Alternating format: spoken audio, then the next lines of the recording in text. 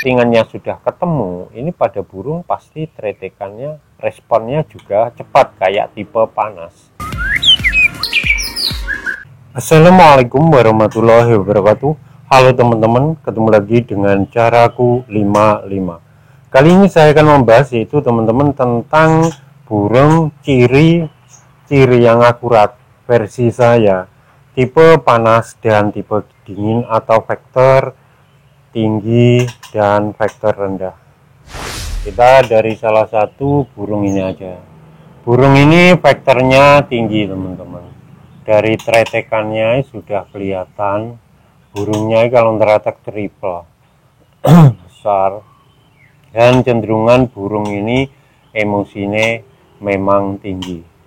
Dilihat dari kotorannya teman-teman perhatikan, dari kotorannya itu kecil-kecil teman-teman. Jadi metabolisme pada burung ini sangat cepat, kecil-kecil dan bentuknya seperti itu teman-teman. Lihat, kecil ini memang burung ini jarang makan fur, ada sedikit banyakan EF-nya teman-teman. Untuk jenis burung yang model kayak gini memang cocoknya jangkrik sama kroto, tetapi tidak berlaku untuk burung pastel ya teman-teman. Ini usia 2 kali mabung, tidak berlaku untuk pastel. Jadi yang akurat itu seperti itu kalau menurut saya, dari kotorannya padat, kecil teman-teman ya, seperti itu ya. Ini kalau kurang jelas, nah seperti itu, kecil teman-teman, dan menyebar.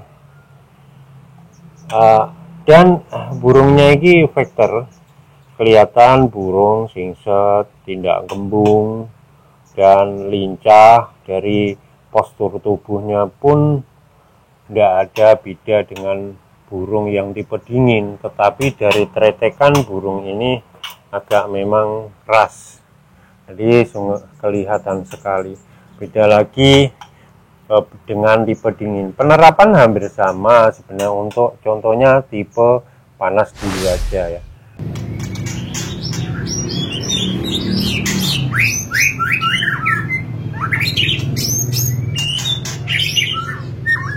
Yang kita bahas tipe panas. Pada burung tipe panas, untuk burung yang sudah mapan atau settingannya ketemu, ini berbeda dengan burung yang belum settingannya ketemu. Kalau ketemu burung kelihatan sudah singset, pola penjemuran ini jarang sekali teman-teman.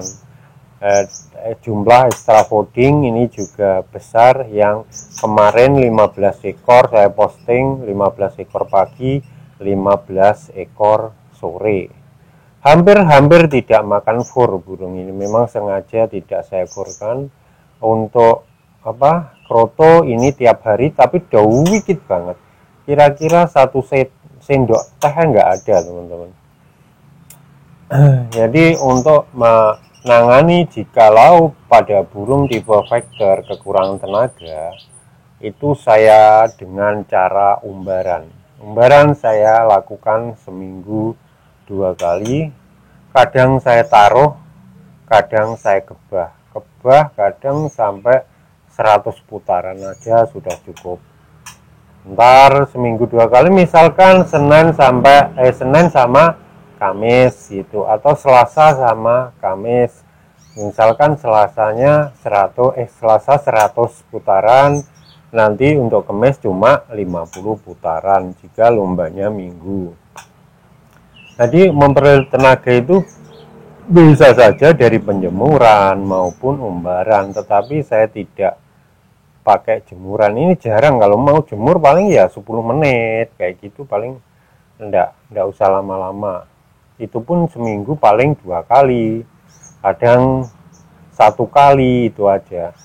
Dan untuk faktor mandi, lah ini untuk burung yang tipe vektor tinggi atau tipe panas ini, saya memandikan ini 2 hari sekali teman-teman.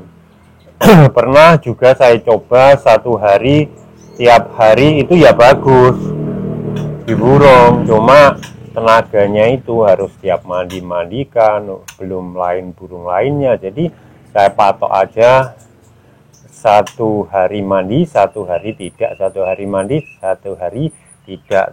Hasilnya hampir-hampir sama, teman-teman.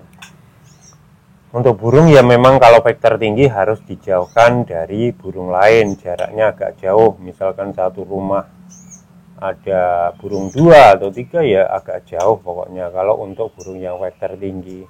Jadi agar emosinya itu tetap stabil. Oke, untuk saya mandi pada burung ini vektor yang tinggi saya mandikan setiap pagi, teman-teman. Jadi saya tidak memandikan sore karena burung ini kondisi, jadi tidak perlu saya memandikan sore. Tidak over emosi maupun tidak begitu over birahi juga. Jadi mandinya cukup pagi. Misalkan pagi saya keluarkan, saya angin-anginkan. Setelah itu kira-kira 1 jam diberi pakan dulu. 1 jam, 1,5 jam baru saya mandikan. Jadi ini misalnya taruh 15 ya langsung 15, teman-teman. Dicepok itu langsung 15. Setelah itu saya tunggu 1 jam kira-kira dikeluarkan pagi itu baru dimandikan. Setelah mandi nanti ya tetap kembali lagi pada burung vektor yang tinggi itu nanti kan janggreknya belum habis, nanti dimakan setelah mandi. Terus sambung kroto sambung kroto dianginkan sampai kering ya masuk lagi dalam rumah. Sore juga gitu, sore dibuka angin-anginkan bentar, diberi pakan baru kerodong lagi ya seperti itu. Seminggu terus diumbar, kalau diumbar ya diumbar. Kadang kalau saya mandi dulu, misalkan pas Selasa mandi, waktunya mandi ya mandi, terus baru mandi agak bulan kering baru diumbar, seperti itu, teman-teman. Sebenarnya untuk tipe yang vektor tinggi atau panas yang tidak trouble atau kendala, burung yang sudah mapan itu sebenarnya lebih mudah perawatannya. Tetapi untuk tidak berlaku untuk burung pastol kayak gitu. Kalau mabung-mabung satu kadang ini masih jelek-jelek, teman-teman. Birahi, emosi masih naik turun.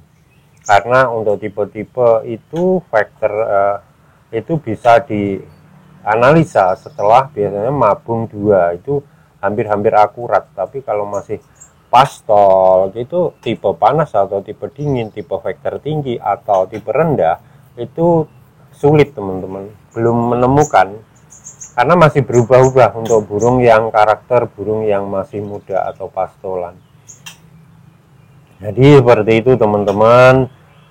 Seperti biasa untuk jangkrik harian ya saya beri kayak itu kunyit, kencur, radang daun pepaya, kadang kelor, selang-seling gitu aja, teman-teman. Kadang wortel ya gitu, hampir sama sebenarnya, cuma sangat beda penerapan dengan tipe yang dingin. Itu ciri-cirinya juga beda, burung tretekannya ya kurang keras. Sekarang kita bahas untuk burung yang tipe dingin, teman-teman. Jadi dari tipe dingin ini kita melihat dari kotoran, teman-teman lihat burungnya juga kotoran agak menumpuk, tapi ya bisa menyebar dikit.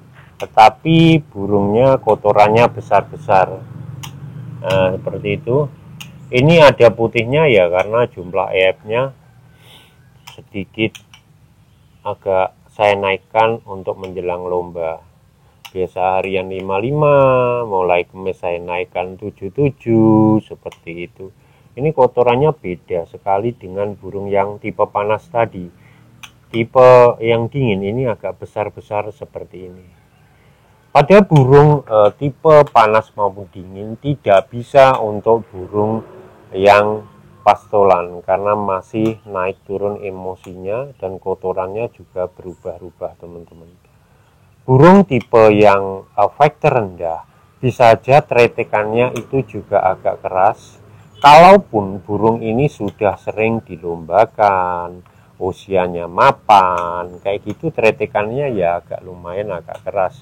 Tapi beda dengan yang tipe panas, tretekannya ada agak triple. untuk berlaku burung yang 2 tahun up ya teman-teman. Kalau di bawah 2 tahun kadang masih naik turun, belum bisa dipastikan itu tipe panas atau dingin, faktor tinggi atau rendah. Jadi kadang pastol bisa saja faktornya tinggi, bisa saja faktornya rendah. Dan itu bisa juga kadang kita ditipu dengan kondisi kotorannya. Kotorannya mungkin terlalu encer, terlalu banyak cair, karena ya penjemurannya ini kencang pada burung yang tipe dingin. Ini burung usia sekitar 2 tahunan. Jadi ya memang burung-burung hampir-hampir mapan, belum mapan sih. Paling tidak 3 tahun, 4 tahun usia-usia top performance bagus segitu. Tapi kalau masih 2 tahun ke bawah ini ya sudah bisa bagus, tetapi kurang mapan teman-teman, apalagi pastol. Mas berisiko sekali. Kebanyakan burung yang cabul ya seperti itu. Tipe dingin bisa cabul, tipe panas juga bisa kalau masih muda. Tapi kalau sudah usia-usia mapan itu jarang teman-teman. Saya menemukan kasus jarang sekali.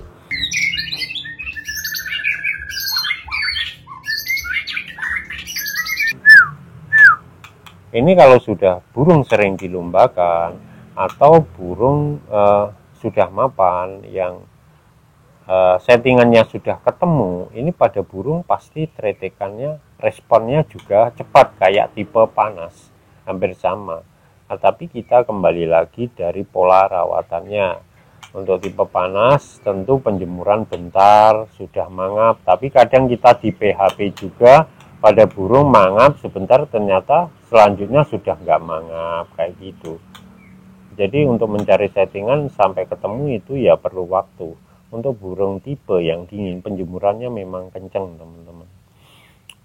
Sauna juga penjemuran kencang, jumlah extra fooding tentu tidak banyak untuk harian karena dia kurang emosinya. Kalau kita banyakkan jangkrik nanti birahinya malah naik.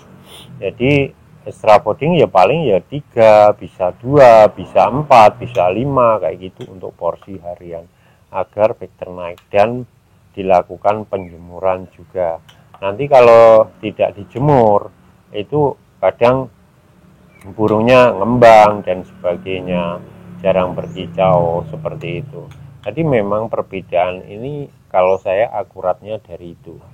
Kotoran iya, pola penjemuran iya, pola mandinya iya. Burung tentu yang tipe dingin itu kalau kita mandikan sering yang ngedrop teman-teman. Biasanya faktornya akan hilang, tetapi birahinya makin naik. Beda lagi dengan tipe panas, faktornya kan sudah tinggi dan emosinya sudah tinggi.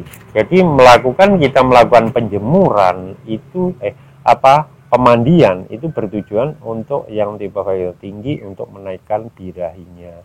Jadi ya seperti itu teman-teman, apalagi burung yang lowo itu ya beda cerita lagi. Saya tidak membahas burung yang lowo. Jadi seperti itu teman-teman. Dari kotoran teman-teman coba lihat agak besar, kotorannya besar agak ya kayak gitu. Nah ini ada putih-putihnya karena ya tadi ya saya bilang tadi saya naikkan, jadi ya kotorannya agak ada beceknya dikit karena extra fooding saya naikkan mau dilombakan. Nah seperti itu teman-teman. Untuk burungnya, kualitas pada burungnya itu tidak bisa dibedakan, tapi kita melihat dari kicauannya, dari pola rawatan penjemuran, mandi, dan faktor pada burung seperti itu. Jadi itu dari saya teman-teman. Terima kasih telah menonton, dan teman-teman semoga dalam kondisi sehat walafiat, dimudahkan rezekinya, dan apa yang teman-teman citakan bisa terkabul. Terima kasih, berbagi ilmu itu indah. Wassalamualaikum warahmatullahi wabarakatuh.